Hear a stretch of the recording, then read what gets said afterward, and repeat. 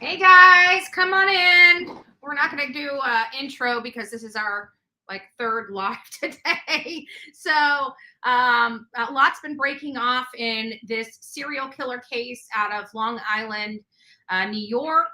So we're obviously following it. I got word that there was a press conference, so I figured I would go ahead and get this live going so we can monitor the press conference as it's coming out. I'm waiting, trying to find out where the press conference is going to be aired.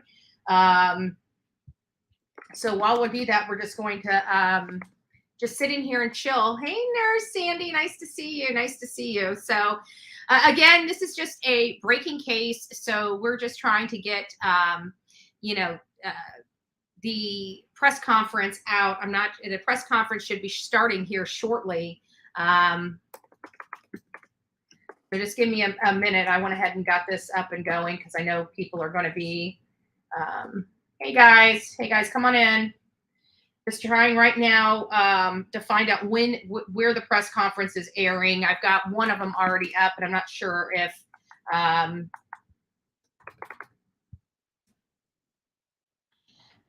someone else has the link to the I've got one up from Facebook, but I'm not sure if I really like it. So if anybody else has the link for the press conference, go ahead and put it up. I'm sure there's got to be several out there right now that are setting up, that are out there in person, like a local news. But I mean, it's New York, so I've got to think like all the big players are, out there in New York, just sitting out there waiting for this press conference. I'm kind of curious what they're going to say. I mean, this has been going on for well over 10 years. Many of us out of sight, out of mind. One of the most critical things to me in my mind is, obviously the Long Island murders shocked that community, right? But he was able to roam around freely, and he lives fairly close to where the bodies were being dumped. So you've got this. The kicker is he owns a house with another person in Las Vegas. So I think when he got caught, because when those bodies started coming up, he must have said, "Oh, whoa, whoa, whoa, can't dump them there," right? But a serial killer is a serial killer no matter what. I mean, they just don't change. It's like a leopard can't change their spots. So I'm very curious and very concerned. Where else has he been? Where has this man been? This is scary because we know we've followed enough serial killers in the past to kind of know how they act. And we know that there are, times of dormancy where they're dormant, and then they have the hunger again. But is that the case? He lives in New York. Did he find a new dumping ground? Those people were there for a very long time before they found them. So where has he been putting the people since then? Because I'm sorry, you're just not going to believe. Thank you, ZA. You're not going to. I'm not going to believe that this man just, they started finding bodies and he just said, "Oh, my appetite's gone." I mean, it is an addiction. It's a compulsion. It's something that they cannot control. They cannot control it. Okay, it's almost like a drug addiction, like Adam Montgomery and Kayla Montgomery. And their drugs, it controls them. There may be some times where they can say they can turn stuff down if they have court, or maybe not party so much, but they're still doing it. They're still never leaving that. And I can't imagine that this man has been dormant for a decade. I'm sorry, I just don't believe it. And that to me is very scary because, again, it's been out of sight, out of mind. He might have got a little more creative. He may have started, dumping them in New York City in like trash bins and stuff like that. I mean, I just don't believe this guy stopped for the last decade. I just don't believe it. I believe he moved areas, he moved locations. I just don't believe this man, if he truly is what they say he is. And I've got to say, we know, there's new technology out there. We know that that a lot of law enforcement is using this investigative genetic genealogy testing. I'm curious to find out if that was part of the secret sauce in finding him here. It's interesting to say the least. It's interesting to say the least. Let me see here. You said NBC, and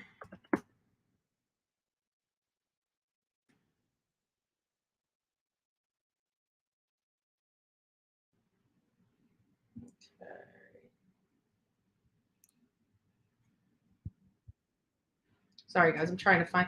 I don't see anything set up just yet for the. Like I said, I still have the Facebook page. This guy here. Hold on. The house and then the garage on the left. There's another picture of the house right there. Let's see if it's a match. They are covering it. I got it covered. Right? Yeah. Looks like a match to me. So we do have coverage. That picture is from 2011. Let me mute this real quick. How do I mute it? Can't even see it. That's the Google Street View, though. There we go. So he's going through the whole Google Street View and everything else like that. I am just watching this channel so we don't miss the press conference that is coming up. And as I'm still looking for it, oh,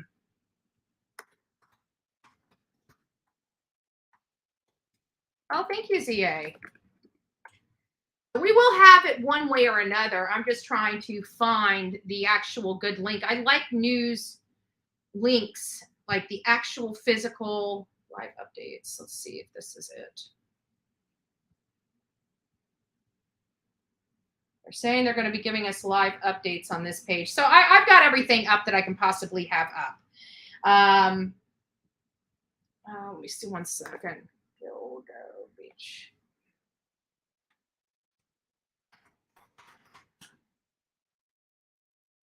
New York, Long Island. Let me keep working on here.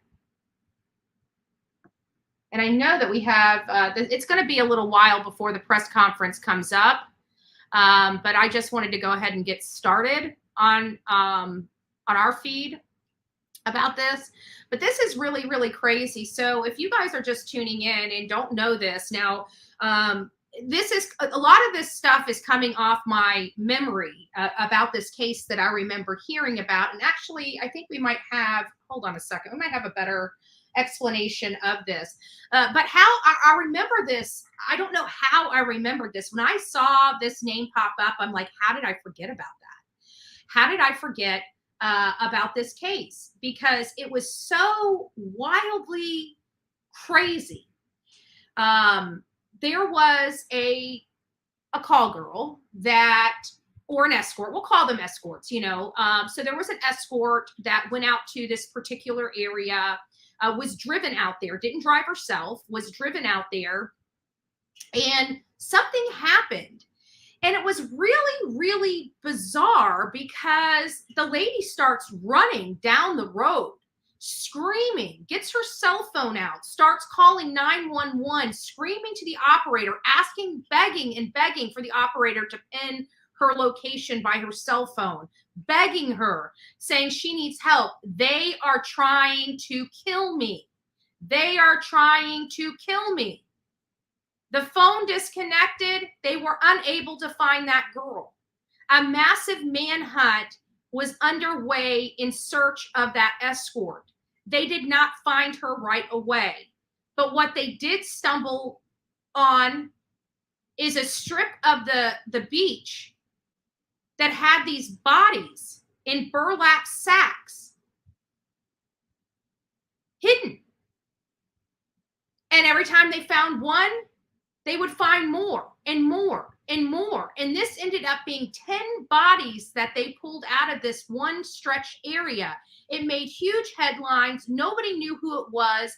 And I think it was important for them to hush it down, to calm the nerves of the community. That's how it does. They do the weekly cycles. That's why I always say when people are like, oh my God, this has happened. I'm like, give it a couple of weeks, they'll be on to something else, because that is how short-minded we are as human beings when it comes to these news cycles. And they know that they can just push it off. Trust me, law enforcement wasn't trying to remind the community that there was this killer out there when the news died down. They just could not find the person. And in 2017, John Bitroff, Bittrolf. It's Bittrolf or FF or something like that. Was accused. They actually started thinking this other man could potentially be the killer, the serial killer. And he was convicted of 2 crimes because there was DNA on 2 women that linked to his brother. And it was a familial DNA, i.e., investigative genealogy, genetic genealogy, right? It came back as a hit on a partial brother. Trust me. It seems like this genetic genealogy has been being used without our knowledge, in all fairness. I mean, the public up until Brian Koberger didn't realize law enforcement was using this stuff. And again, I'm a little concerned because I have used that. I never knew that law enforcement could have access to my DNA or my profile without a warrant or a consent of the court. And so this is very concerning for me. But I think the Brian Koberger case has really emphasized this investigative forensic genetic genealogy testing. And so I keep wondering, is that how they caught John? Because it was just funny how it read in the paper about how the DNA there was a partial match to his brother. So are they using investigative genealogy more so than we know? DNA found on pizza crust matched the Giglio killer arrested. Was it from pizza crust? That's a little crazy. How the heck did pizza crust get? That's weird.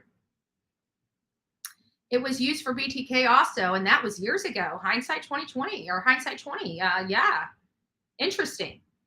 But I mean, in all fairness, I'm a law and order type of person. Many of you guys know that. I'm a really stickler to the law and stuff like that. But quite frankly, I really do. I've thought on my conscience, if people, check that box and say, law enforcement can utilize my DNA, at the time that they signed up for this service. Okay, well, then those people, I think that they've given them enough authority and enough permission to check them. But what about the rest of the people? What about the rest of the people? Because, I did mine 20 years ago with ancestry DNA, because 23andMe wasn't even invented yet. Really only had heritage DNA and ancestry DNA or something like that. Now, we don't know. I'm hoping that the whole pizza crust thing is true. I've been keeping up on, I've been doing TikTok videos as well as YouTube. I've been on YouTube most of the day today. So it's, but still, I haven't read all the I can't even speak this morning. The tiny little details, right, of this case. Roxy, it's nice to see you, love bug. It's nice to see you. Thank you. God bless you. I hope they don't test. Really, where did they get the pizza crust? That's what I'm asking. Like, where did the pizza crust come from? Like, these people were in burlap sacks, buried on a beach. I don't. Maybe there was some DNA on the. I'm kind of thinking. I figured it out. Okay, yep, it was pizza crush, Betty. It was pizza crust, I think was what you meant to say. So this is probably what it wasn't pizza crust left on a victim. It was probably a victim had small amounts of DNA, and they probably pillaged through the garbage and got pizza and matched the pizza crust to the DNA. That might have been what it is. But what brought them to this guy that they knew nothing about? I mean, it seems like he's calmed down. He's been living his life normally. He's got a wife. He's got 2 kids. Really sounds like the BTK thing about lifestyle, right? These serial killers, they're able to do what they do by keeping this low profile lifestyle. The family is kind of their, what's the word I'm looking to use? Their cover story. They're these evil people, and their cover story is they're a family man. And that's their cover story. And they live in denial. They have this secret life, but the secret life is really their life, because their real life is only the charade to live their double life. This man doesn't, I don't know if you can go out and kill a woman. I don't know if you have the ability to love a wife and children, in my opinion. I can't imagine a man can go out and kill women and go home and lay next to his wife. So this is a man that may make his family believe that he cares, but I don't think he has the ability to care. I don't think he has the ability to care. I have a person that is so narcissistic that I know personally that they literally don't care. They can they can convince you to a fault that they care. They can turn on those waterworks if they so chose. They are so manipulative, so conniving, and so cunning. And the only time they even give a damn about their reputation is on here on the streets of YouTube. And they have no empathy or sympathy for somebody. They're so narcissistic. They have no sympathy, but they can play it.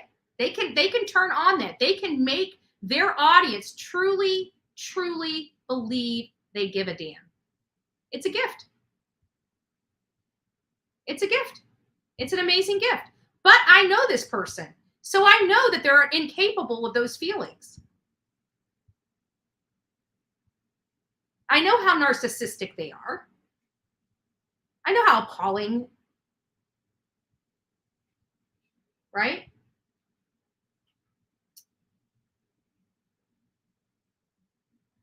Might as well untap and see.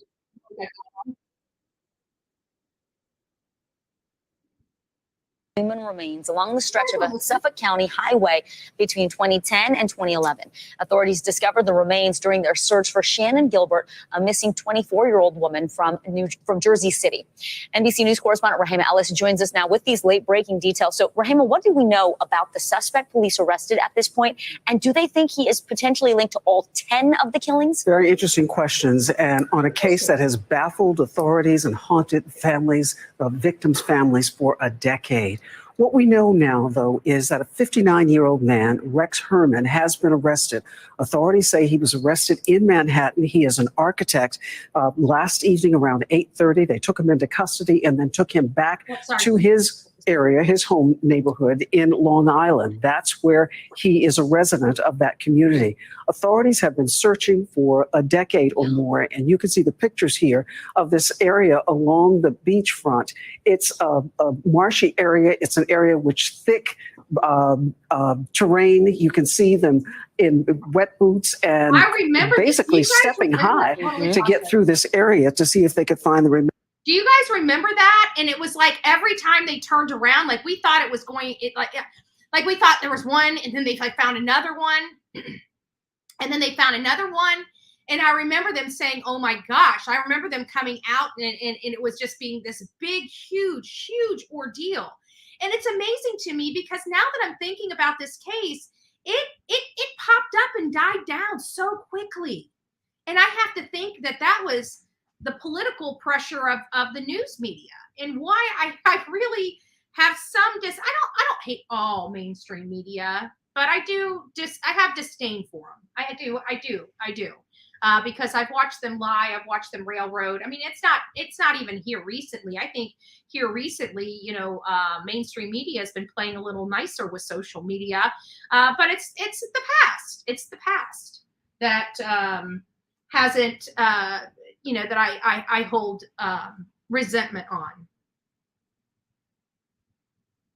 The remains of the first woman was found, Shannon Gilbert, in 2010, a 24-year-old escort, a sex worker. It was believed that she was coming from a client's home that evening and went out on foot and was never heard from after that. So here we are now. They're telling us that this man, Rex Heuermann, is a suspect in this case. We hope to find out more soon, but I should tell you also that an attorney representing Shannon Gilbert, as well as another one of the victims, says he's delighted, the families are delighted that this suspect is in custody, but they have doubts as to whether or not this person is responsible for all of the victims, the 10 plus victims who have been mentioned as a part of this potential serial killing. So still lingering questions. No, we don't know. And I'm sure that a lot of this is going to be fleshed out in this press conference. Hopefully they give us some information as to what they anticipate on doing with this particular matter. But what does it say? Can anyone dress up and not look like a, I don't know, I look like a killer? But it's, it's surprising to me that the family, I guess anywhere, any time we'd probably have questions or doubts, about whether somebody is truly responsible for this crime, especially somebody from left field. Like, I think that was the shock with Brian Koberger, is because we weren't looking for him. We're like, where did this guy come from? And I think that those, at least those feelings, have the same kind of feelings about them, where we're kind of scratching our head here for anybody that is familiar with this case or just coming in to learn about it. We're wondering, where did Rex come from? I mean, he is in close proximity to the property. As a matter of fact, man, I just started this live without anything. I don't even have my cell phone here. Let me see if I got it on my Google. Oh, let me see if I got my, not my Google, my iCloud photos. Let me get into iCloud and see if I can pull it. But I wanted to show you guys something because it's pretty interesting.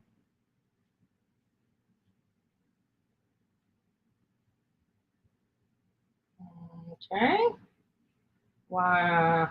Okay. Keep this undone. Yes.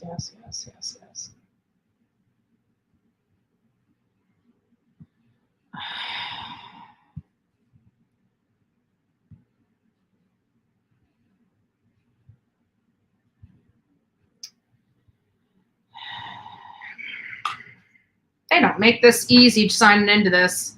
I freaking hate. I do. I will never buy Apple products again. I don't care how indestructible they are. It drives me nuts. I hate Apple products. All these stuff you got to sign into. Yes, trust this.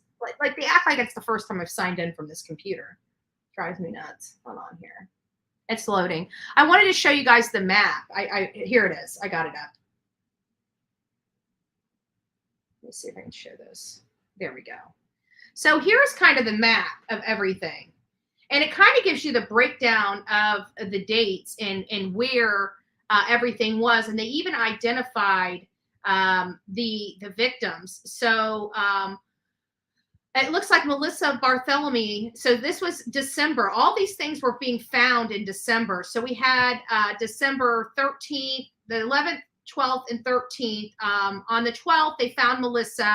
On the 13th, they found Amber, Maureen, and Megan. And then it looks like in 2012, so it looks like there must have been some kind of cooling down period, because he went like 3 or 4 months, and then bodies started showing up again. One of an Asian male. There was also a child that was one of these. And who are the other victims? Some of these victims aren't here. And they never identified the Jane Doe or the female toddler. Those are a little odd. So we've got a gentleman, and I think these are probably going to be the exceptions to the rule potentially. 6 and 7 seem so much further away than the rest of the clusters. So much further away than the rest of the clusters. So that, as well as the male, seem a little odd for me, because his MO is escorts. So, and granted, now the escort could have came over to his house with a toddler. I mean, you know, some of these escorts are dependent on pharmaceuticals and other types of stimuli. And so they may not have, they need to work and may have a baby, may have to bring the baby. So this might be, I mean, if this guy is so depraved that he can injure a female toddler, I mean, but it's hard because they're so far away from the rest. I mean, you got the big clump here. And then you kind of have them start staggering out this way. And all the ones that are staggered out further appear to be a year later, or, several months later when they started popping up. So this could have been where the guy was like, oh my gosh, I got to stop.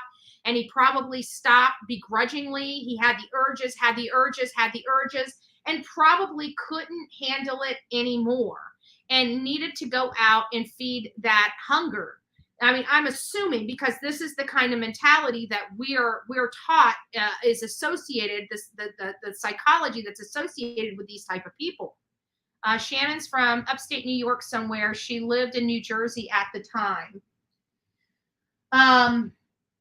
So we have, it seems like this is where I have a problem. It seems like all the females that I would think of goes with Rex are all on this map listed by name. But there are 3 on here that have no name.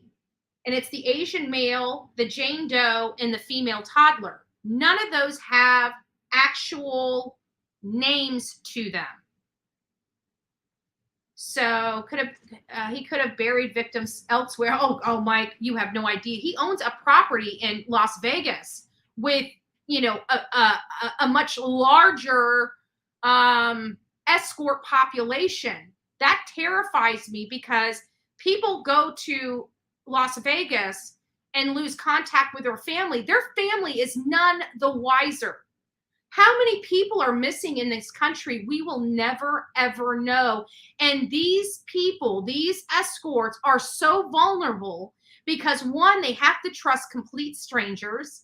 They put themselves they put themselves in danger being with these strangers. They have to trust them. They have to trust that they will pay them.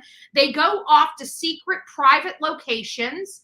These are very vulnerable and up for the picking for these serial killers. They're easy targets. They're easy targets for these types of animals and monsters.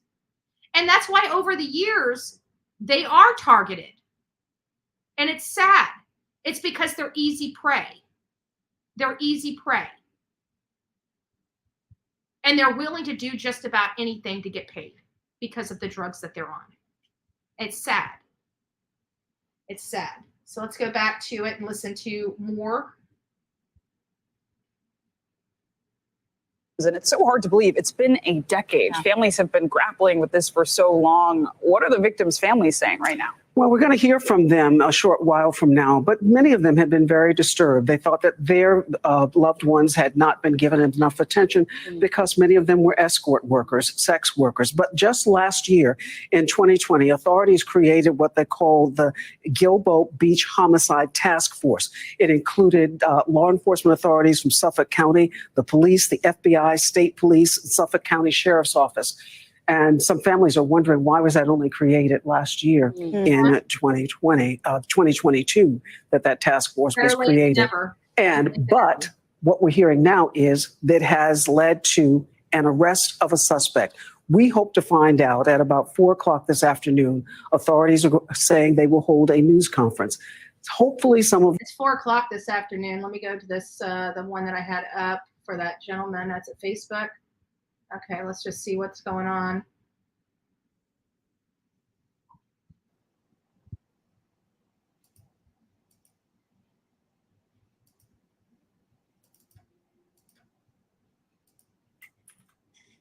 Let's see here. Oh, hold on. They're talking right now. They're about to talk right now. Here we go. Hold on. Okay, here we go. Hold on. Force. To announce the indictment of defendant Rex Andrew Heuermann, 59 years of age. And he's been arrested by the Suffolk County Police Department's homicide detectives, and he's been indicted in a grand jury presentation by the Suffolk County District Attorney's Office for the murders of Melissa Bartholomew, Megan Waterman, and Amber Costello. The investigation of Maureen Brainerd Barnes is ongoing. These young women went missing between July of 2007 and September of 2010. They were found in December of 2010 by the Suffolk County Police Department, and then there was nothing, absolutely nothing. For the next 13 years, their cases went unsolved until today. When I took office in January of 2022, I made Gilgo a priority. I made Gilgo a priority before I took office. I met with the victims' families, some of whom I'm proud to have standing with us today. And I told them that we were going to handle this case differently. We were going to do it differently. And that when I showed up, you weren't going to see me calling the media and being on Gilgo Beach with a giant magnifying lens looking for clues 12 years after the case. What I was going to do was I was going to work with my task force. We were going to form a task force. We were going to work with the Suffolk County Police Department. We were going to work with the Suffolk County Sheriff's Office. We were going to work with the New York State Police. We were going to work with our FBI.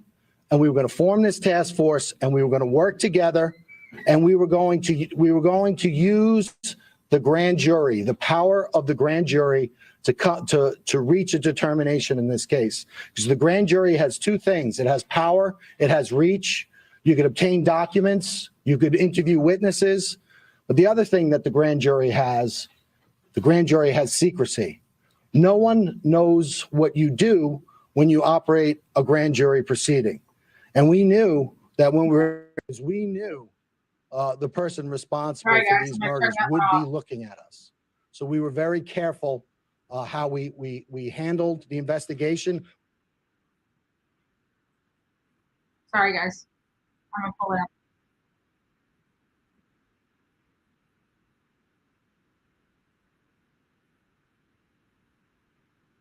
I can't shut that off. Okay, here we go. I think that when we had the task force, the first thing we did, got together with Suffolk County Police Commissioner Rodney Harrison. We formed the task force. Our first meeting was February 1st of 2022. And what we did, all of the agencies here, we made the commitment. We were going to take our most talented investigators. So in the district attorney's office, we took ADAs, myself included. We took analysts, we took detective investigators, and they worked on a daily basis with other talented investigators from all of the agencies here. We started that in February 1st in 2022. 6 weeks later, on March 14th, 2022, the name Rex Heuermann was first mentioned as a suspect in the Gilgo case. A New York State investigator was able to identify him in a database. And from that point on, we used the power of the grand jury, over 300 subpoenas and search warrants, looking into this individual's background to bring us to this day. So I'm proud. I know that this case is over, but I'm proud of what we've accomplished up to this point. I know we have more to accomplish. Thankful for the partnership of the task force, because certainly without the participation, I'd rather have the this task one. force, we wouldn't be standing here. Before I thank some folks and turn it over to our partners, I just want to talk a little bit about the evidence in the case. I know a lot of people know about the case. As I indicated, the victims went missing between July of 2010 and July of 2007 and September of 2010. And in December of 2010, their bodies were recovered. They were buried in a similar fashion, in a similar location, in a similar way. All the women were petite.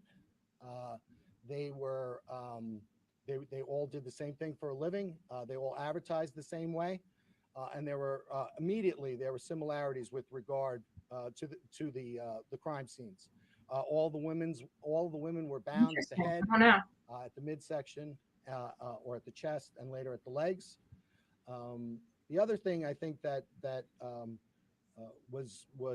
that's been talked about in the media was they were bound by burlap. That has taken a life of its own in the media, and the burlap has been described or thought to be the burlap that's used at a nursery for. That's not the burlap that was used in this case. The burlap was camouflage burlap used for duck blinds of hunting. See if I can get better better on this one. Obviously, it was used to hide, Yeah. purposely hide the bodies. And for each of the murders, he got an individual burner phone, and he used that to communicate with the victims. There you go. Then shortly after Hopefully the death that's of the louder. victims, he then would get rid of the burner phone. And right away in December of 2012, FBI cast analysts, special agents with the cast unit of the FBI, they immediately began looking at that cell site data. They compared the victims' phones with the burner phones, and they immediately honed in on some similarities, specifically in the Massapequa Park area. And they looked at an area of a confluence of 4 cell towers, and they realized that this had significance because the perpetrator of these crimes was probably located within this area at or around the times of the murder. And that was mapped out. That was called the box, and it was an area in Massapequa Park. The FBI also managed to do that for an area in Midtown Manhattan. And so that was an investigative lead. The other investigative lead at the time was, even though there was a significant amount of time that elapsed with regard to before the victims were recovered, there was some significant evidence recovered. Specifically, there was a hair recovered from Maureen Brainerd Barnes from a belt buckle that was around her legs. With regard to Megan Waterman, there were 3 hairs recovered from her, one from around her head area, one from around her leg area in the burlap, and then there was one caught in between the tape. And that was recovered. Amber Costello also had a significant hair that was recovered. So they got evidence, forensic evidence, it sounds like. During the time of the recovery. But again, the crime scene, because it was out there for so long and because it was exposed to the elements, those hairs were degraded, so you couldn't use traditional DNA analysis on it. You would have to wait and use mitochondrial DNA. And let me see if I can find something else. 2010, the technology wasn't there for mitochondrial DNA. So the investigation proceeded, but also technology proceeded as well. And then in January and February of 2022, we formed the task force. We began working collectively.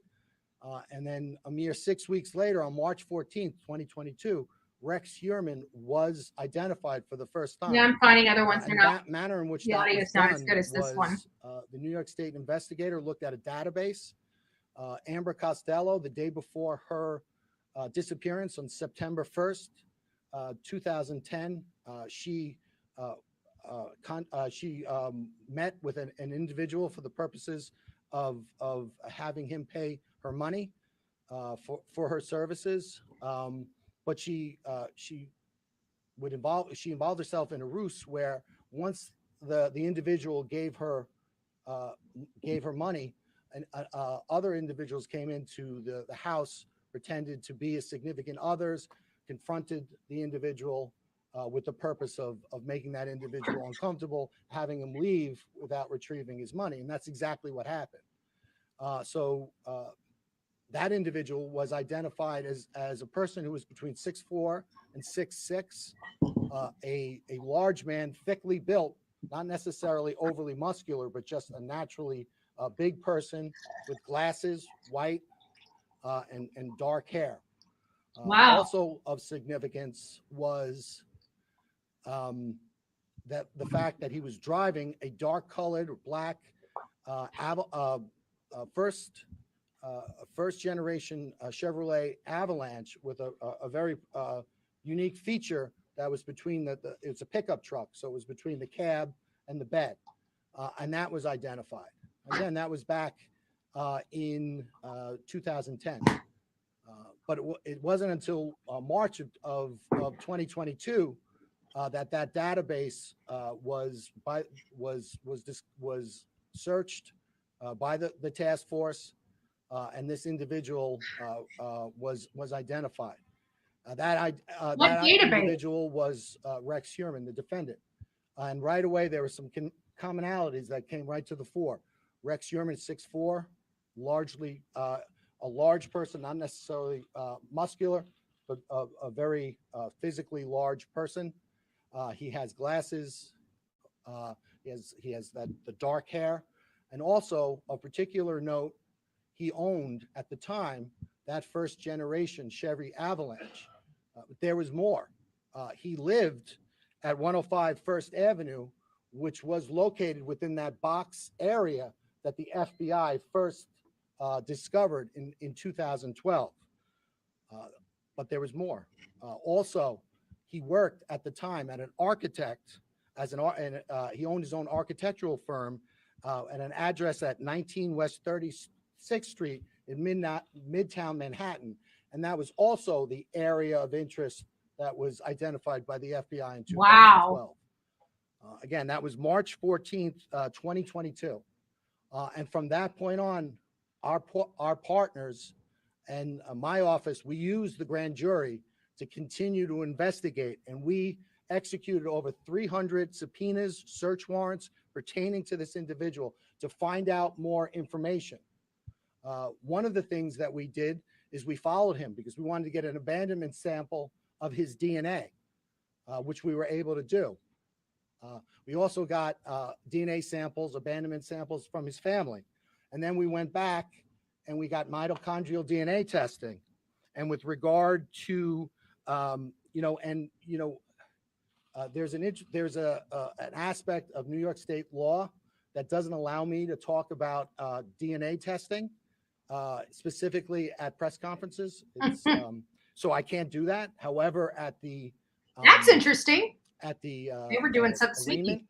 And also when we filed our bail letter, we talked about the significance of that evidence. So if anyone needs to see that, but suffice to say, that evidence was significant, especially with regard to the other evidence that we had developed. But it was there was another interesting aspect.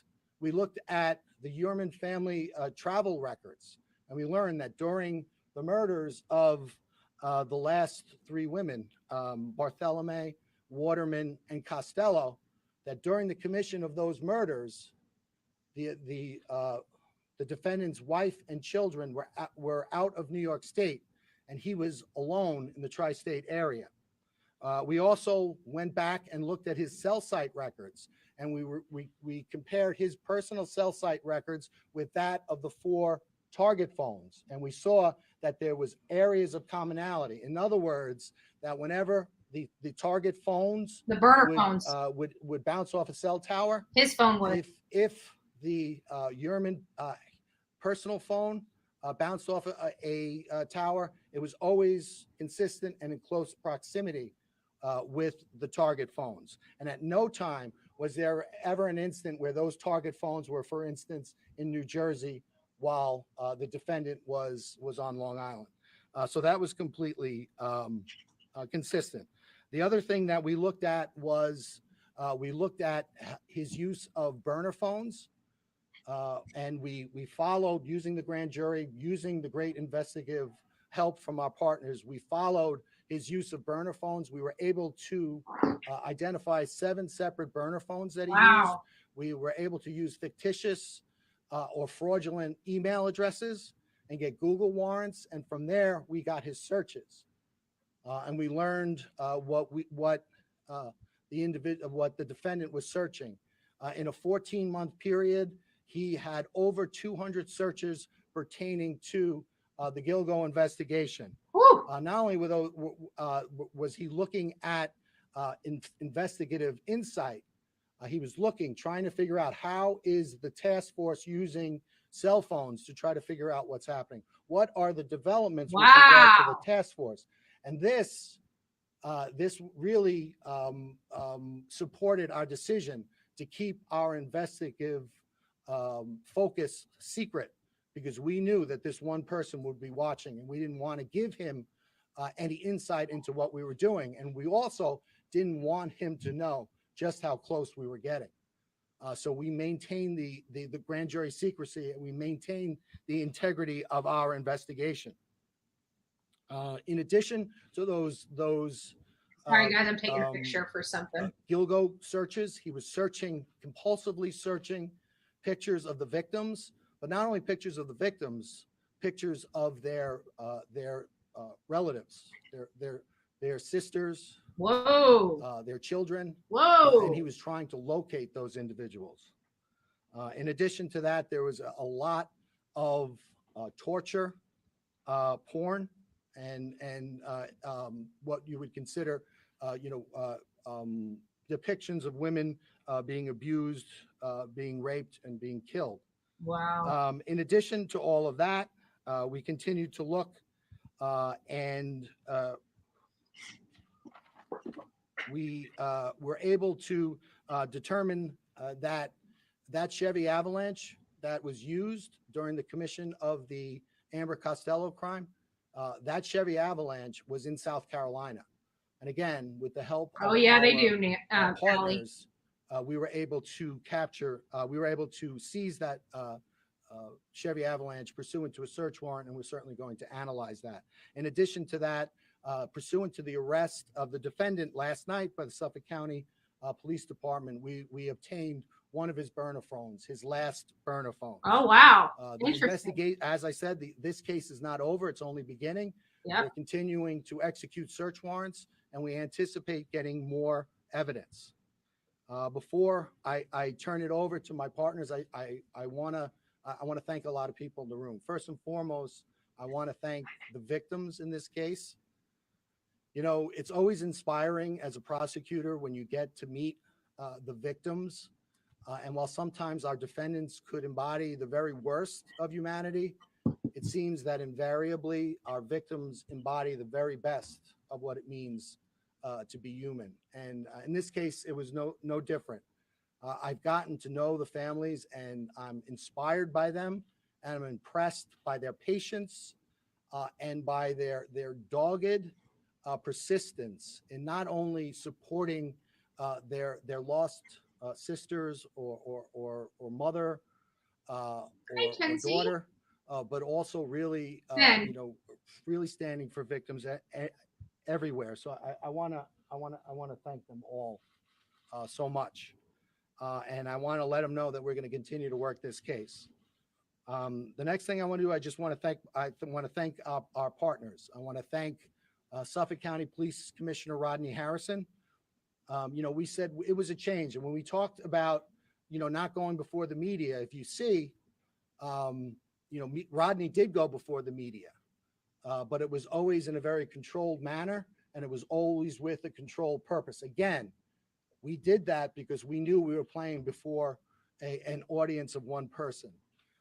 And so I want to thank Rodney for his partnership. Most importantly, I want to thank Rodney for his integrity.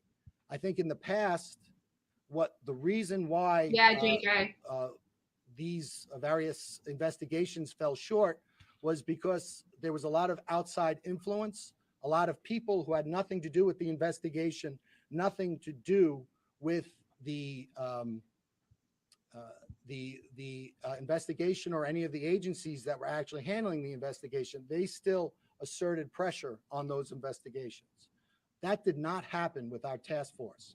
Our task force was run by our members, and we did what we thought was in the best investigative steps and what was in the best interest of the investigation. So I want to thank Rodney for that, and his whole team. I know that we have Suffolk County Homicide here, Kevin Byer. We've got Inspector Rowan, and I know that they've been around, and I know that they're here, and I know that they stand in the shoes of their past investigators, and I want to congratulate them, and I want to thank them for their partnership. I also want to thank Sheriff Errol Toulon. Everything I said about Rodney, I could say about Errol. Errol is an unbelievable partner. He was an unbelievable partner in this case. During the pendency of this case, and one of the reasons why we had to take this case down was we learned that the defendant was using these alternate identities and these alternate instruments to continue to patronize sex workers, which of course made us very nervous. But with the help of the sheriff and his database and his analysts, we were able to continually stay one step ahead of the defendant. So thank you, Sheriff Toulon. I want to thank the FBI. I know Assistant Director in Charge Michael Brodak is here. I want to thank his entire team. You know, when you have the FBI, not only do you have tremendous resources and insight, whether it's the behavioral sciences unit, whether it's CAST, whether it's CART, which is their computer unit, but you also have the ability to seize a car in South Carolina. I can't seize a car in South Carolina without the FBI. So thank you for that. And thank you for your partnership. And thank you for your willingness to work with us. I want to thank the New York State troopers. I know Major Udis is here and his team. This case is emblematic of great cooperation, but we always get that same level of cooperation from the state police, no matter what case we're working. So I want to thank them. Their investigators did great work on this job and in this case, and we couldn't have done it without them. Lastly, I want to thank Nassau County Police Commissioner Pat Ryder. I don't know if he's here. Did he make it?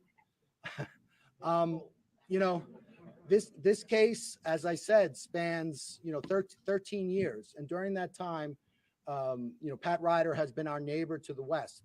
When it started, I think he was a sergeant, detective sergeant, maybe uniform sergeant, but whatever.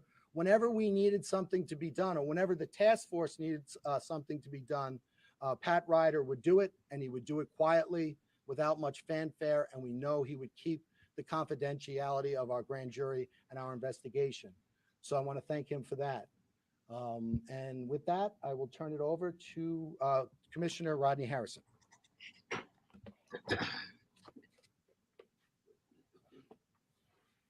They're all very, very proud today. The families are happy. I mean, they're not happy, as you can imagine, but they're happy that it's finally coming to an end, and they now can put a face to who injured their family member. Good afternoon. Today is a good day. Yes, it is. And before I acknowledge the individuals that had a role in getting to this place, I would first and foremost like to offer my deepest condolences to the family members. To the family members of Amber Costello, Melissa Bartholomew, Megan Waterman. I can only imagine what you had to endure over the last decade regarding knowing that your killer was still loose. God bless you. Oh, I'm getting goosebumps and getting teary-eyed back here, guys. Whew. Decade coming. I can't imagine. I can't even imagine. I would be livid. I don't know what I'd do. I've had the privilege of being the police commissioner nearly about 2 years now, and I have had that investigative experience in the NYPD as a detective, as the chief of detectives. And when I was going through the process of being the police commissioner, my engagement with the county executive was I was very familiar with this unfortunate homicides.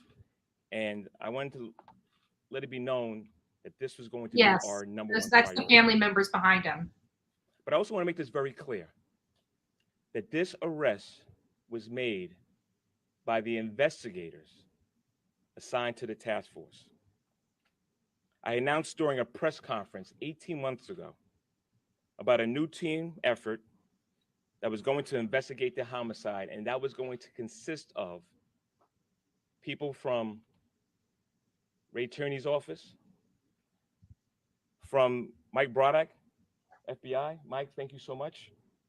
State Police, Steve, appreciate your support. Dr. Earl Toulon, Jr., thank you, sir. As well as the investigators from the homicide detectives in Suffolk County. Gentlemen, thank you for all you've done, working together with us, making sure we are here today. I also want to thank my partner, Pat Ryder. Pat, good seeing you, man. And former NYPD Police Commissioner, Keyshawn Sewell, for providing resources to assist in the investigation that brought us here today. So, one of my first acts was to survey the scene. When I first got assigned as a police commissioner, me and Kevin Breyer went over to Gilgo Beach. I want to thank Kevin. You know, when I first met Kevin, he broke the whole case down and where we stood. He knew the case like the back of his hand. He worked tirelessly in this case. Kev was in charge of overseeing the task force since its creation, and you did a phenomenal job, Kev. Thank you. So there's something that I learned from a former NYPD police commissioner, James O'Neill, which is in order to fight crime or to solve investigations, you have to make sure you're working with your law enforcement partners. The blueprint in making this arrest was a whole team effort. Everybody left their egos at the door and made sure that they brought the knowledge and the resources to this investigation. Fresh eyes on this case and the resiliency of our investigators allowed us to identify Rex Heuermann. Ladies and gentlemen, Rex Heuermann is a demon that walks among us. Yes, yes, we can agree. A predator that ruined families. And if not for the members of this task force, he would still be out in the streets today. However, even with this arrest, we're not done. There's more work to do in this investigation regarding the other victims of the Gilgo Beach bodies that were discovered. I'm going to encourage anybody that still has information, call our Crime Stoppers hotline, 1-800-220-TIPS. I want to recognize and thank my Chief of Detectives, John. Thank you for your great work. Deputy Police Commissioner Anthony Carter, both of you who provided update information regarding the case and let it be known if there was any resources that they needed that you brought it to my attention. Since the discovery of the first victim, there's been a lot of scrutiny and criticism. I can imagine. 10 years. Regarding how this investigation was handled. I will tell you. Not that they did anything wrong. The investigators, the time itself, were never discouraged. They continued and uncovered evidence and followed leads. They never stopped working and will continue to work tirelessly until we bring justice to all the families involved. Last but not least, I want to thank my predecessors that came before me, the work that they did. I want to thank them for really laying the foundation that helped us get to here today. Thanks, Ray.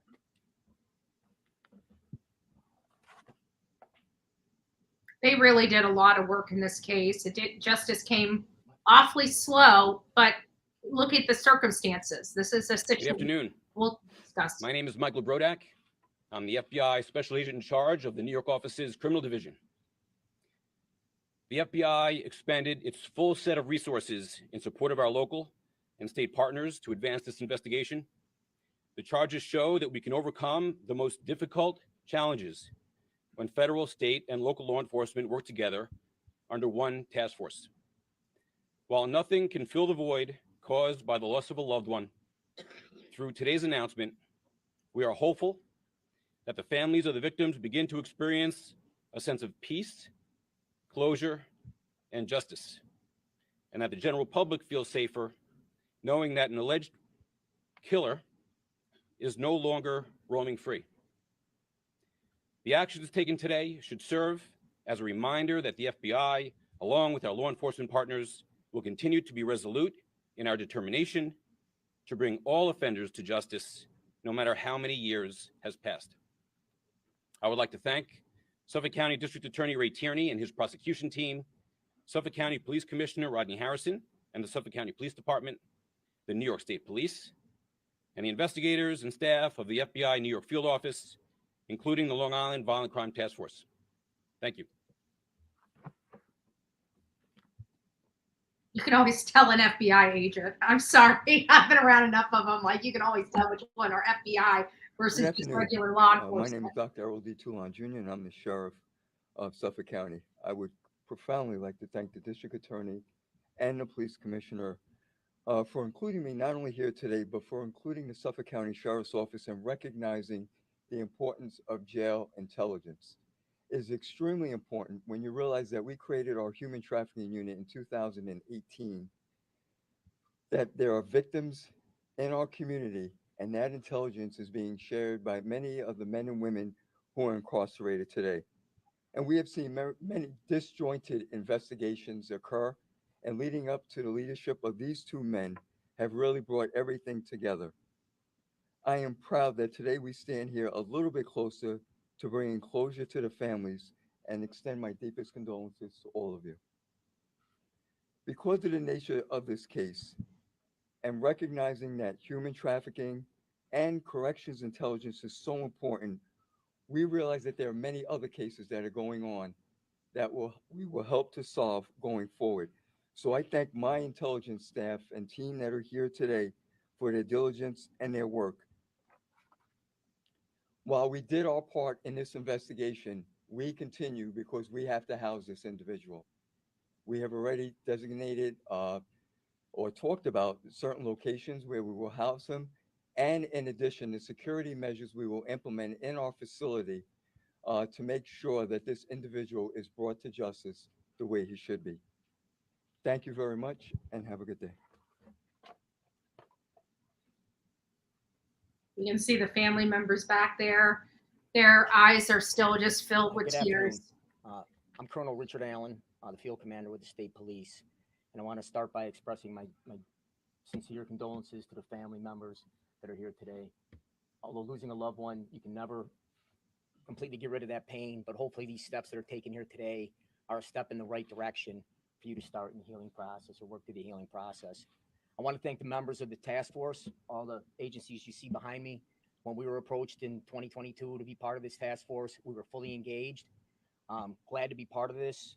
We assigned investigators on a full-time basis.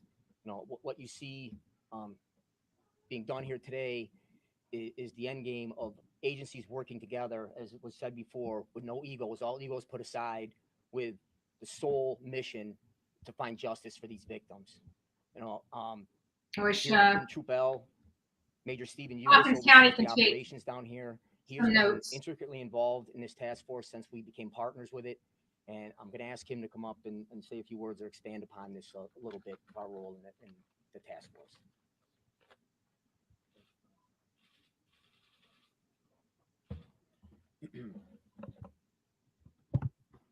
Thank you, Colonel.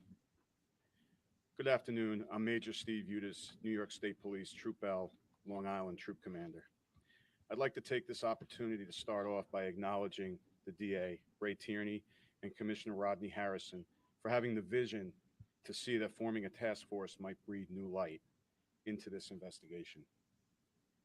The state police were asked in early 2022 to join this task force, and once requested, we were more than willing to do so. We were also very pleased that we were able to make some very meaningful contributions in this case to help propel it forward. I'd like to take this opportunity to thank all of the task force members from the different agencies and congratulate them on a job well done. I think this case represents an example of what we as law enforcement can do when we pool our resources together and we work together. I would also like to mention the state police member assigned to this task force. You were provided with a mission, and that mission was to participate in this task force, put everything else that you were doing aside, place 100% of your attention on this case, and help push this case forward. You more than accomplished that mission. I congratulate you on a job well done, and I commend you for your outstanding work. To the families, I'd like to say that on behalf of myself and the New York State Police, we offer you our deepest condolences. We recognize that these crimes may have happened years ago, but that pain continues. Our hope is that this development today provides you with some relief and some comfort, knowing that the person responsible for your loved one's death is now being held accountable, and he's no longer a threat to anyone else in society. I want you to know, additionally, that the state police is not done here. We are remaining committed and will continue to support the Suffolk County District Attorney's Office, the Suffolk County Police Department, and this task force as we move into the next phase of this process. That's the prosecution. I would also like to say something to everyone watching this with us today. There's been a lot of discussion here today about charges, about the suspect, about what happened, but I would also like everybody to take the time to join with me and keep the families of the victims and the victims themselves in your thoughts and in your prayers. Amen. Each one of these victims was a family member and a loved one, and their void and their loss caused great pain, and they did not deserve this. Nobody is deserving of this. We hope this development today will bring some comfort to them as they move forward. Thank you.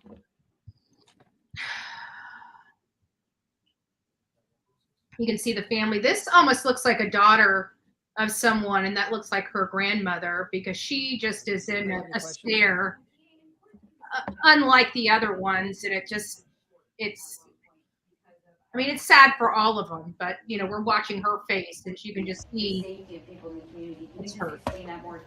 You know, sure. Before I do that, just I'm standing back there. I realized I didn't thank my own team.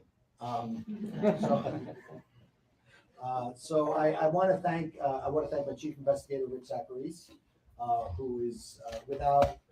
I'm so lucky to have. I want to thank Nick Santamartino, ADA Nick Santamartino, ADA Michelle Haddad, ADA Andrew Lee.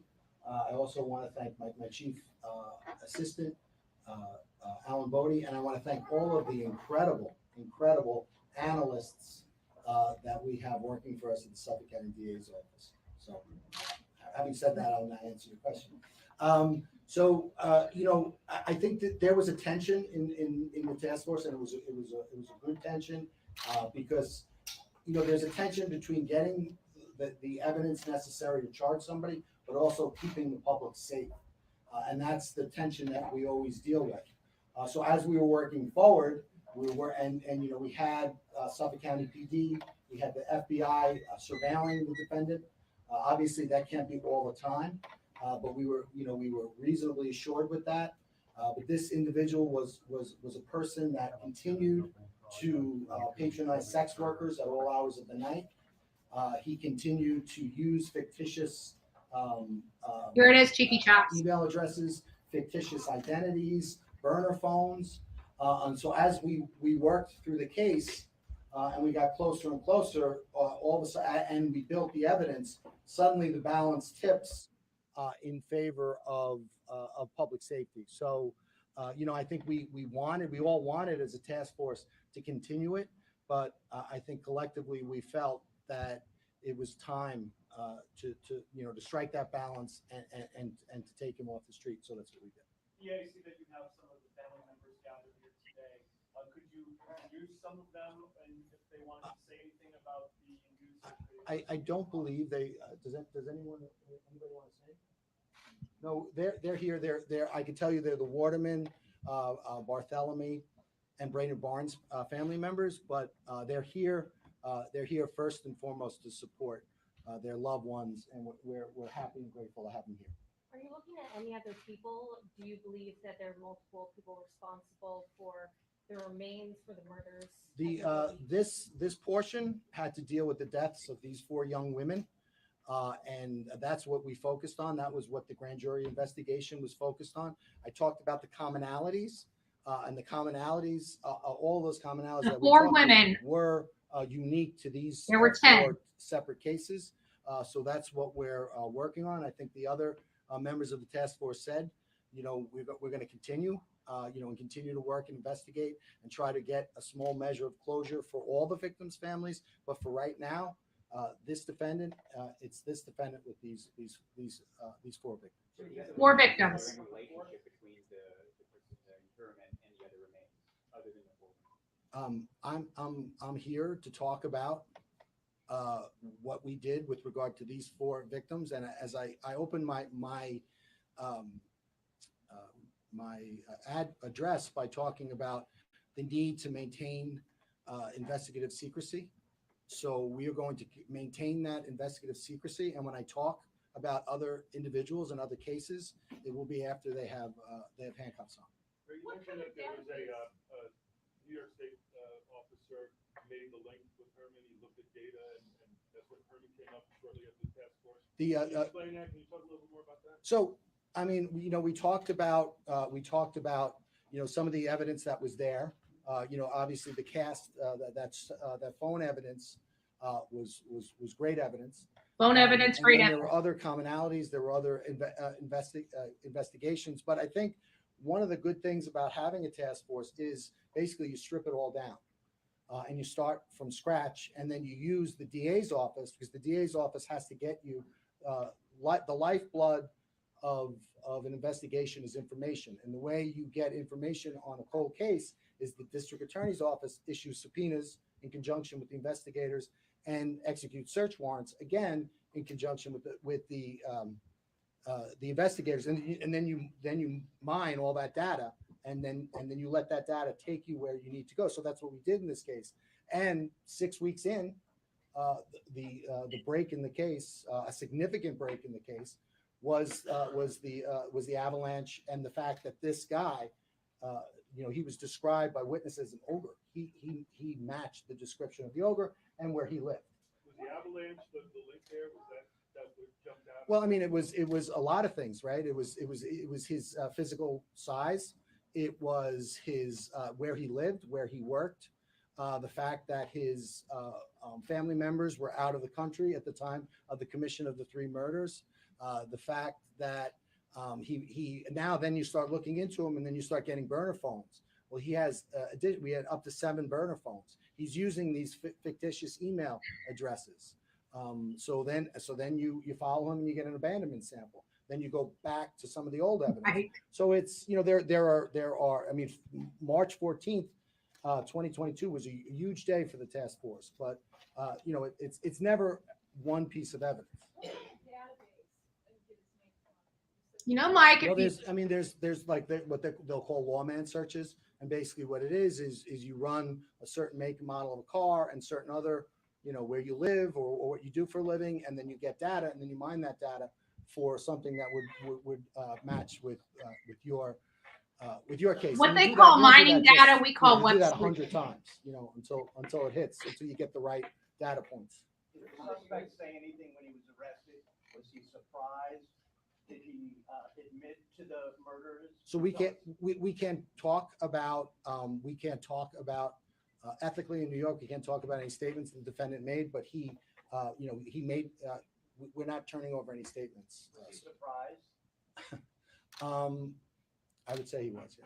You mentioned a unique feature that helped you track down the avalanche. Yeah. So in between the bed and the cab, there's like a little triangular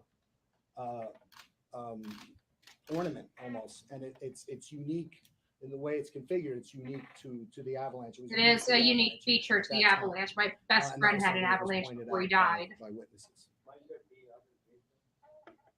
What? Well, the investigation is continuing, and I would never say never.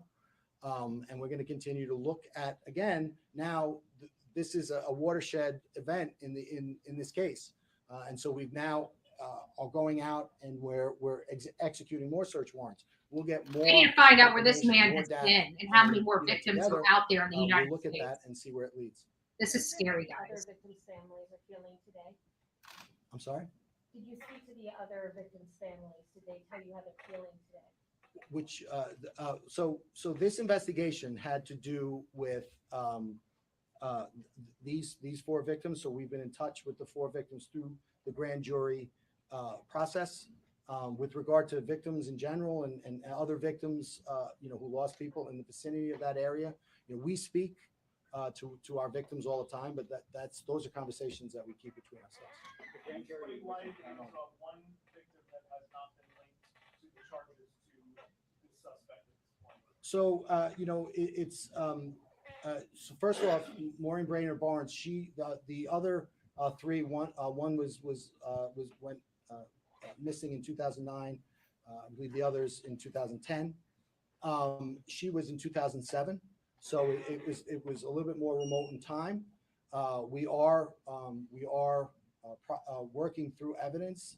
A lot of that evidence has to do with forensic evidence and analyses that are not completed. But once those analyses are completed, we feel good about the case, and we're going to just continue to let that process go. And again, I think the initial plan was to allow the grand jury investigation to go a little further, but at a certain time, again, the task force felt, you know, we need to for I wonder if reasons they having caught nothing to do on with that the he might evidence have in the been case, we need to take it down. ready to kill somebody else and they had to act, because there's a reason why they chose to act so quickly when they had more work You know, he's to do. you know, it's as a prosecutor and as investigators, you know, he is charged with a crime. There are certain elements in which we need to prove that crime. We are going to prove those elements. We're going to work hard. We're going to convict him, and we're going to hold him responsible for what he did. And whether, you know, what I think of him personally, whether I like him, whether I don't like him, doesn't matter. We are going to hold him responsible for what he did in this case. When will the grand jury in panel, and is it concluded? The grand jury is it's secret, and we're going to keep it secret. But we have an investigation, and it is continuing. There was a belt that was presented publicly by the Suffolk County Police Department a few years ago with initials on it. I think one of the initials appeared to be MW, MH, or WH, or something along those lines. Obviously, this guy's got an H in his name. Sure does. Can you talk about that? I mean, you know, he has an H in his name. He is so it's, what was it, HM or WH? Yeah, so he's got an H in his name, and other relatives in his family have a W in their name. What that means, I don't know. Can you talk about alleged why? The alleged motive? Why? I think that when you look at his internet searches, you know, I think that provides a little insight into his state of mind. And again, we don't have to prove motive. We have to prove the elements, and that's what we're going to do.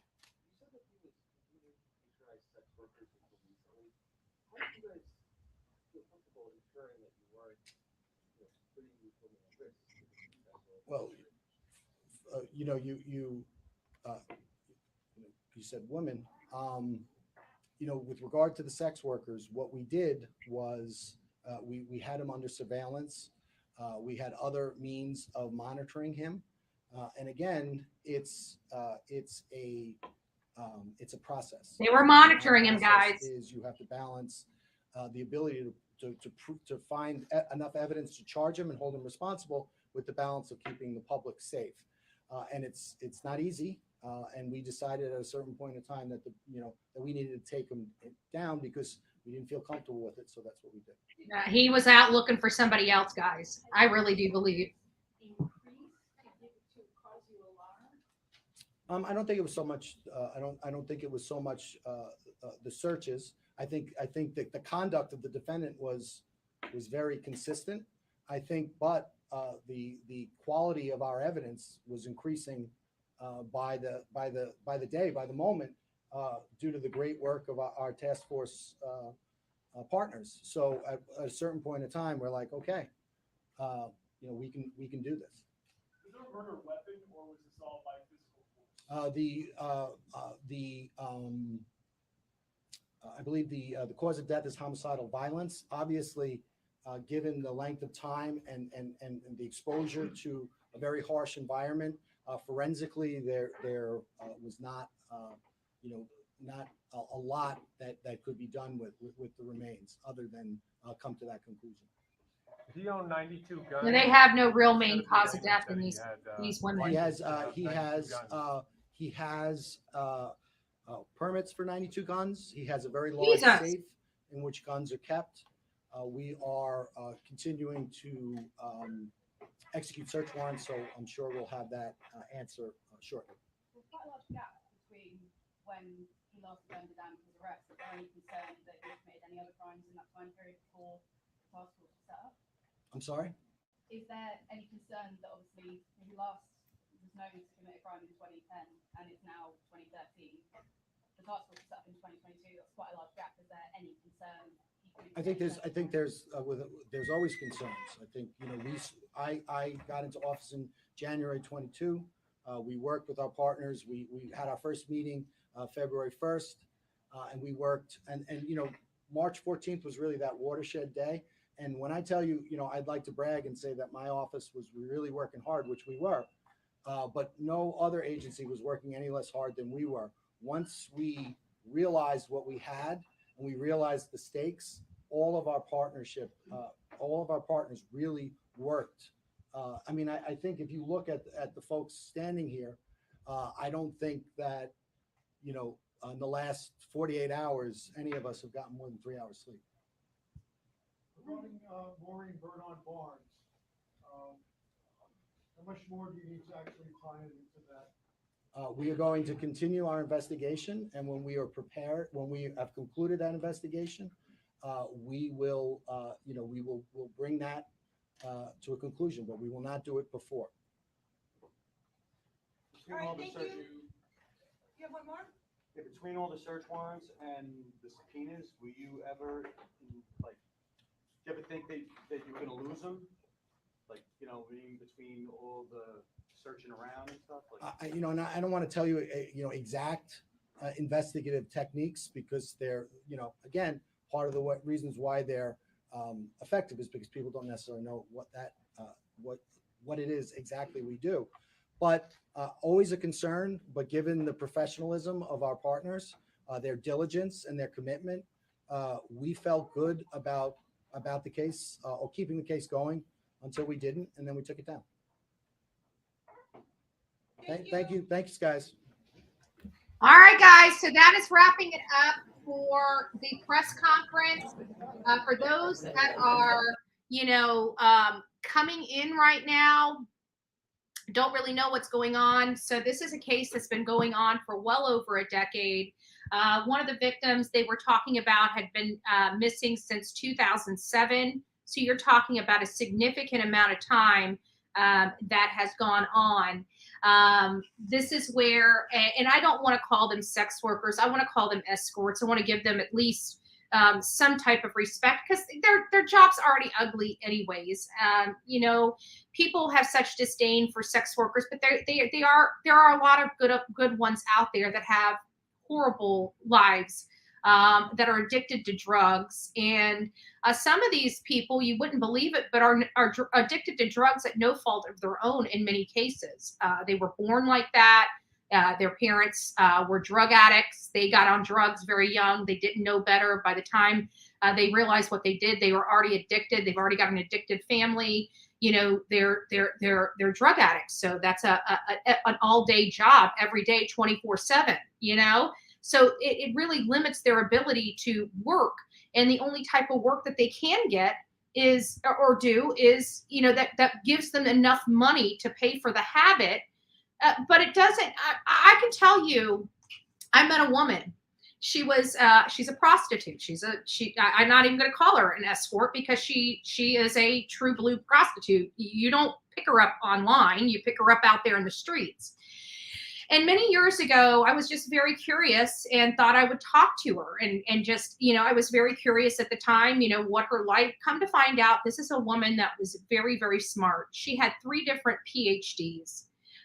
She had master degrees. She was at one point, some of the photos she showed me of her, she was one of those elite, bougie people with that lifestyle that you would only dream of.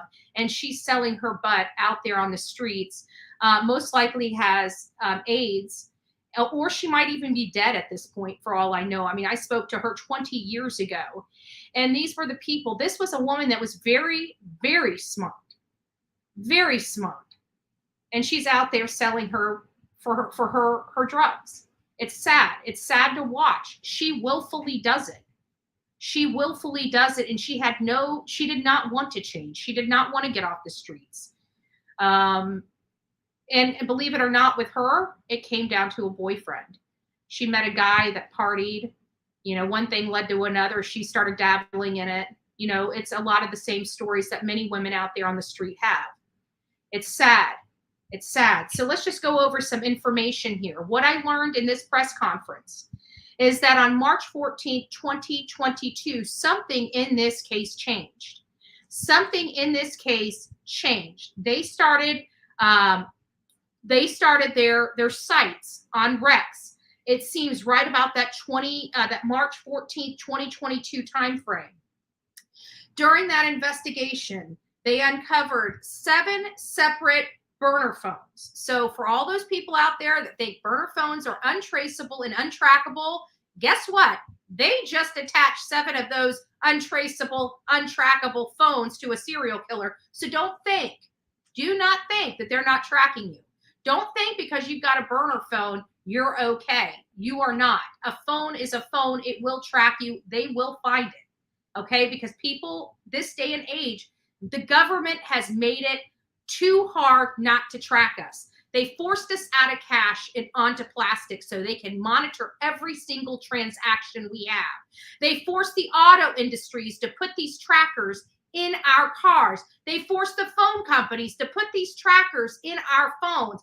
They create this host. And you know what? I wouldn't be surprised if we find out one day that the FBI or CIA or somebody big is behind some of these ancestry DNA companies that they started 20 or 30 years ago. We're going to find a lot of stuff because, quite frankly, in all fairness, I'm not a conspiracy theory. I don't wear a 10 cap, but I'm not stupid. And I'm not going to play my audience for a fool. But we know that everything that we are going through, remember, phones used to be ultra, ultra expensive. Why all of a sudden did they just become cheap? Because the government realized that they would be able to use them, and they subsidized these very phones to go into all the homes, including and moreover the people that had the least resources to get a phone. So they're saying, we know you can't afford your tracker, so here, let me give you your tracker. Now we can track you too. Okay? So don't think that these things just come up. And trust me, there is a design, and I am telling you, I do not take psychedelic drugs. Okay? But I can tell you one thing. I'm in politics, and I know how sleazy and slimy our government is. So now we have these 7 cell phones. He had fraudulent email address, 7 burner phones. He had over 200 searches on his account related to this investigation, but not only related to this investigation, he was actually searching how they track cell phones because he knew he had those burner phones and he thought he was smarter than them. If he used those burner phones, he would be able to get away with some of this stuff. So he had the phones and over 200 searches related to the case and how cell phones are used in those types of cases. We know that there are 10 people that were killed by the or not killed, at least 10 bodies. We are now confirmed today that 4 of those bodies, 4 of those women from 2010 that were found, one went missing in 2007, one went missing in 2009, 2 went missing in 2010. Law enforcement also was able to coordinate that these murders happened when his family was out of the country and he was home all by himself. Law enforcement stated that they do not want to get into the investigative. They want to keep everything in their investigative secrecy. For the other victims, they don't want to disclose how they're finding out this information. We have a good idea. You know, we know that there's this forensic genetic genealogy testing that I'm sure, without a doubt, that they've got to be using. It sounds like when they marked him on March 14th, 2022, they started monitoring and keeping a close eye on his behaviors, his searches, what he was doing. I think at that point, when they decided to make the task force, I don't know how they did it. And who cares? I do was just in here stating that they probably had, you know, law enforcement living next to him and FBI down the street monitoring his house. Those things are possibilities. I can tell you with Leilani, it was very clear that the house right next to her were being occupied by somebody, and they had cameras on that very house. So it seemed almost like a sting or FBI were monitoring that home and monitoring everything going on with Leilani and keeping an eye on her potentially. We could not confirm that, but that's what it looked like.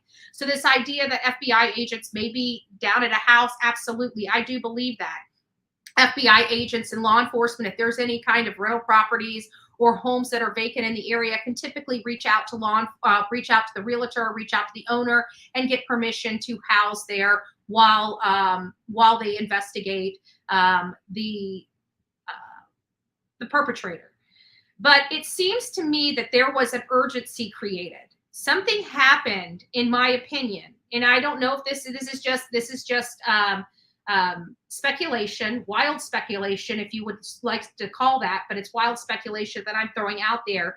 The way he talked, and when he was talking about the arrest of this, it almost sounded like something was going on that forced their hand, that made them take action.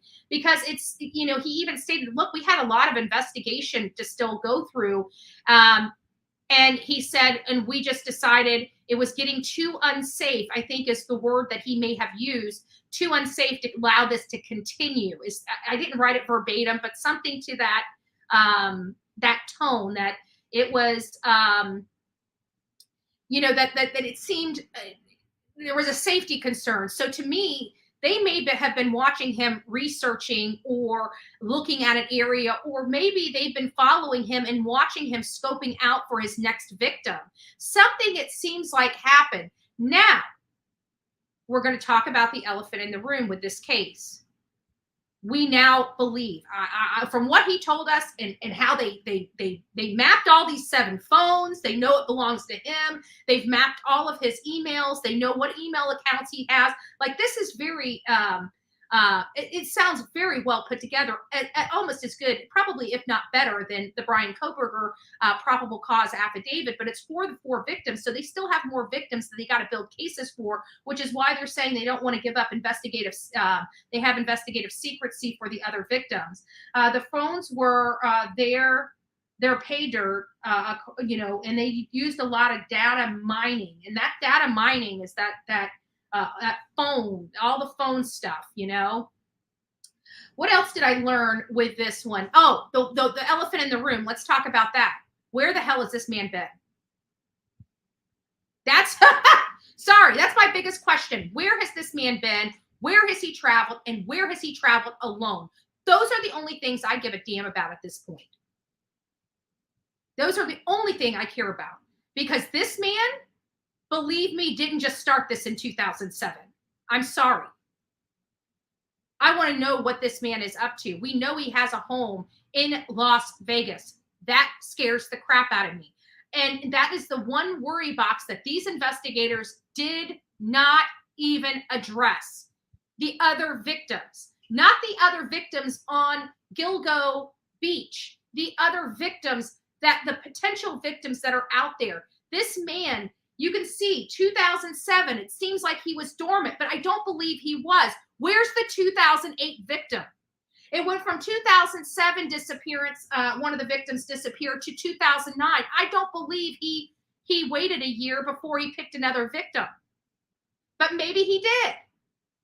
but maybe he did. But it seems awfully suspect that he has one in 2007, none in 2008, one in 2009, and two in 2010 that they know of. What happens in Vegas? Mike, you're funny. Mike says he'll take this case. Mike says he'll take this case for a few big bucks. You know, if you really up your game, Mike, we might be able to get you in with like the quarter pounders. Maybe we can get you away and give you a step up to those quarter pounders with cheese, please. Now I'm getting hungry.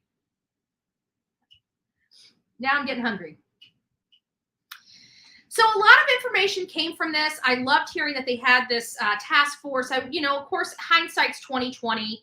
And many people were like, this took a long time. I honestly have to say, this day and age, had this happened, I don't think it would have taken 10 years. I think we were in a weird, funky spot back then. And now with all the technology, like he said, with the data mining, he was able to plug in some stuff and it just pulls him up a list. So these are new technology, new equipment, new programs that are benefiting law enforcement across this country to make it easier to find this information. I mean, the information is out there on the internet. Web sleuths prove that day in and day out every single day.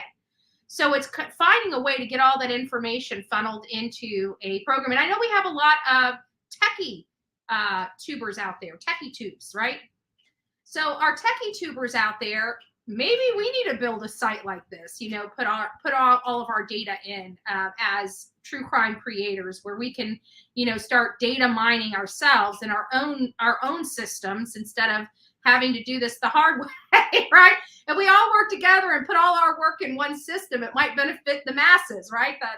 The sleuth masses. I know they have some other stuff out there, but nothing that's really good. I would like to do something like that one day. I just don't have the time, and I don't even know where to begin, right? So there you have it, guys. We've been following this case literally all day since this morning when it first broke. When this case first broke, we went live. I have been monitoring it all day, trying to figure out this. I don't know where you guys got the pizza crust from.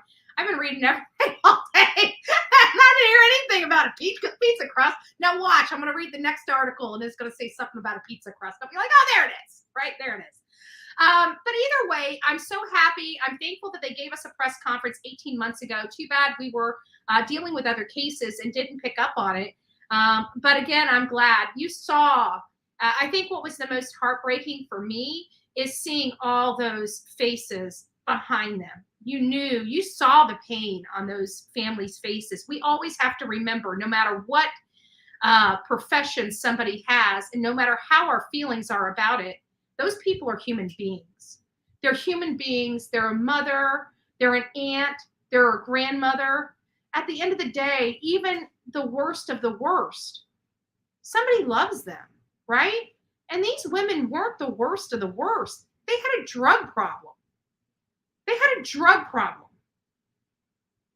I just, it's sad. And I'm so glad I've never had to experience their lifestyle. But don't think it couldn't have happened to me. Don't think it can't happen to you or your children. You're probably thinking, I'm 60 years old. You never know. A lot of these people got injured and went to a doctor and got put on medication. And next thing they know, they're following this medication, but it was so ultra addictive that they weren't advised of it. Now they have a huge chemical dependency. And now the doctors are saying, well, you need to get off this. Well, what are you going to do? Crest can show bite evidence. A good perspective, Mike. Good perspective. So anyways, I think you guys have seen my face a lot. Don't forget, I am back on TikTok, guys. So if you guys would like to help support me on TikTok, I can promise you they're not hour long. They're only like 2 or 3 minutes. It's much, much different on TikTok than it is here. We like to over-explain on here, but TikTok is just those bits of information, little pop here, little pop there. And I cover all types of cases on my TikTok channel. I just don't talk about the main cases like Brian Koberger, Rudy Farias, Summer Wells. I pick up a lot of other little cases and just give you an explanation on them. They're not really anything special, but if you just want to get some quick updates on some breaking news, Head over to my TikTok page, Bullhorn Betty. Bullhorn Betty. Guys, you rock. You guys have been with me all day. It's now evening time. I hope every one of you have a wonderful evening with your family. TGIF. Let the weekend begin. God bless you.